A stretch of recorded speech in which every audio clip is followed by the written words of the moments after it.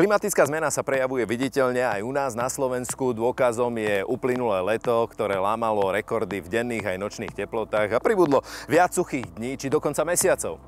Nehovoriac o nárazových dažďoch a búrkach. Bude sa tento stav ešte stupňovať? Odpovie nám klimatologička Lívia Labudová zo Slovenského hydrometeorologického ústavu. Môžeme už z istotou povedať, že uplynulé leto bolo ako žiadne iné z tých, z ktorých máte nejaké záznamy? Jednoznačne môžeme povedať, že leto 2024 skončí ako najteplejšie leto minimálne od roku 1931. Kladné odchýlky mesačných hodnôt priemernej mesačnej teploty vzduchu pritom narastali postupne od júna až do augusta, kedy dosahovali najvyššie kladné odchýlky.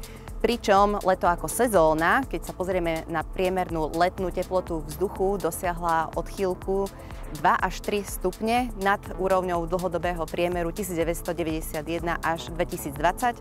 Ak by sme sa pozreli na starší normál, čiže obdobie roku 1961-1990, tak tieto hodnoty by boli ešte vyššie. Môžeme očakávať, že sa Slovensko bude naďalej otepľovať a naďalej tu bude suchšie a suchšie?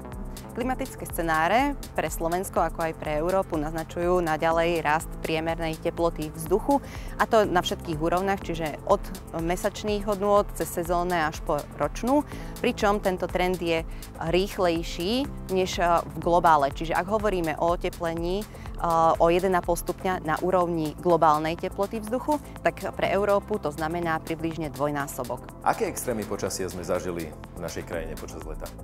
Extrémy sa nevyhýbali v tomto roku ani Slovensku, pretože sú spojené práve s prebiehajúcou zmenou klímy, ktorá je charakteristická práve výskytom extrémov, a to na oboch stranách. Práve tie sa prejavili tento rok aj napríklad v zrážkach, kedy ak sa pozrieme na kumulované úhrny zrážok na bratislavskom letisku, vidíme, že jún tohto roku bol nadnormálny, ale v priebehu júla a augusta zrážky nedosahovali ani priemerné hodnoty, ktoré by tu mali byť dosiahnuté v danom čase. Ešte väčší extrém môžeme pozorovať na Košickom letisku, kde zrážky v júni dosahovali približne 170 mm za mesiac, avšak v júli a v auguste to bolo len 40 alebo niečo nad 40 mm, čo bolo hlboko pod normálom. Je sucho len súčasťou letných mesiacov, alebo je v súčasnosti už súčasťou celého roku? Sucho, treba povedať, že je prírodzený fenomén, ktorý sa vyskytoval na Slovensku aj v minulosti, čiže nie je to fenomén, ktorý sa vyslovene týka zmeny klímy, avšak menia sa jeho charakteristiky. A to pozorujeme aj práve pri výskyte sucha v jednotlivých ročných obdobiach. Na základe štúdie, ktorú sme robili v minulom roku spolu s kolegami, sme zistili, že od roku 1961 sa nám suché obdobia presúvajú z chladnejších mesiacov, október až február, do oblasti teplejších mesiacov na jar a v lete, čiže niekedy od marca až do septembra. Ako veľmi nás potrápili horúčavy počas leta nad 35 stupňov? Počas leta sme zažili niekoľko vln horúčav, pričom treba zdôrazniť, že stres s teplom nepociťujeme len pri výnimočných horúčavách, ako spomínate napríklad pri teplote nad 35 stupňov, ale dôležitá je aj kombinácia teploty vzduchu a vlhkosti vzduchu, pretože tá následne sa prejavuje na tepelnom komforte alebo diskomforte človeka, či už na tej hornej hranici, čiže nadmerný stres teplom, alebo potom v chladnom období stres chladom.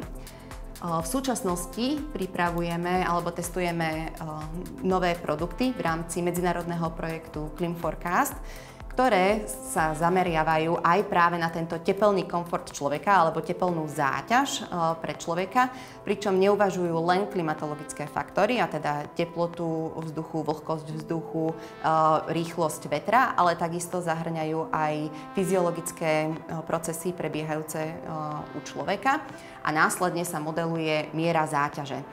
Na tejto grafike vidíme, ako prebiehala prvá vlna horúčav v priebehu júla. A práve na tých dátumoch vidíme, že na Podunajskej nížine nám prvá vlna horúčav trvala od 5. júla do 25. júla, čiže nejakých 20-21 dní, kedy obyvatelia pociťovali konštantne stres teplom. Dá sa extrémne počasie predpovedať včas? Akým spôsobom by sme sa na to všetko mali pripravovať? Moji kolegovia, meteorológovia na základe výstupov modelov, či už regionálnych alebo globálnych, vyhodnocujú situáciu každodenne v non-stop 24-hodinovej službe a vydávajú adekvátne aj výstrahy, či už pred vysokými teplotami vzduchu, poľadovicou, vysokými úhrnmi zrážok a podobne. Pritom platí, že veľmi záleží od typu extrémneho počasia, pretože práve v prípade búrok, ktoré sa vyskytovali na Slovensku aj v tomto roku, je extrémne ťažké povedať, kde presne sa búrka vyskytne a či vôbec, pretože podmienky môžu byť možno z hľadiska modelov ideálne alebo vhodné na tvorbu, avšak veľmi záleží aj od lokálnych podmienok, ktoré sa v danom čase vyskytnú. A keďže búrka je veľmi lokálnym fenoménom a globálne alebo regionálne predpovedné modely sú na hrubšom rozlíšení, preto je pre meteorológov pomerne ťažké predpovedať úplne presný výskyt alebo priestor výskytu danej búrky. A to je práve fakt, prečo sa mnohí možno diváci pozastavujú nad tým, že nebola predpovedaná alebo príliš neskoro. A pritom mohla tá búrka napríklad zasiahnuť niektorú vedlejšiu dedinu, alebo sa mohla vytvoriť len na základe toho, že sa aktuálne vyskytli veľmi vhodné cirkulačné podmienky, ktoré podmienili vznik búrkového oblaku a následne teda sa prejavili aj v podobe intenzívnej búrky.